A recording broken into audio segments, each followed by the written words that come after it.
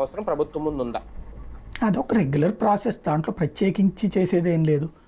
అధికారులు కమిట్మెంట్ ఉండాలా, ప్రభుత్వం బాధ్యతాయుతంగా ఉండాలా, ముందుగా తెలిస్తే జాగ్రత్తలు తీసుకోవాలి. ఇప్పుడు మొన్నటితో పోల్చుకుంటే ఇక ఈ 5 ఏళ్లలో నాకు తెలిసి జరగనివ్వకపోవచ్చు, అంటే ముందుగానే ఎలక్ట్ చేస్తారు. ఇప్పుడు మొన్న ఉంది, ఆ తర్వాత 2వ రోజు రూమర్స్ వచ్చినాయి మొన్న అందరూ ఇళ్ళకి వెళ్తున్న టైంలో.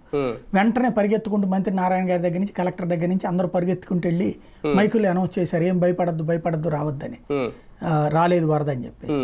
ఆ ఎలక్ట్నెస్ ఫస్ట్ రోజున ఉంటే అసలు గొడవే ఉండేది కాదు.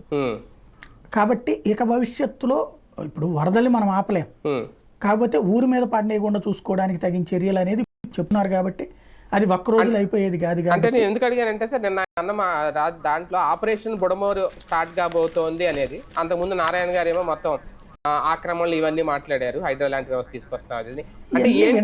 నడుస్తూ ఉంటాయి అన్ని 4 రోజులు పోయాక. మళ్ళీ ఇప్పుడు క్రిందటిసారి అయిపోయిందన్నారు దేవినేని ఉమా గారు, ఇప్పుడు మళ్ళీ వచ్చినాయి వరదలు, ఇప్పుడు మళ్ళీ ఏదో చేస్తారు. కొంత శాశ్వత పరిష్కారం ఏంటి బుడమేరు కంటే, పోలవరం దాన్ని పెంచడం, అట్లాగే బుడమేరు డైవర్షన్ కెనాల్ని అక్కడ VTPS దగ్గర కూడా పెంచడం, అవన్నీ చెయ్యాలంటే చిత్తశుద్ధి ఉండాలి.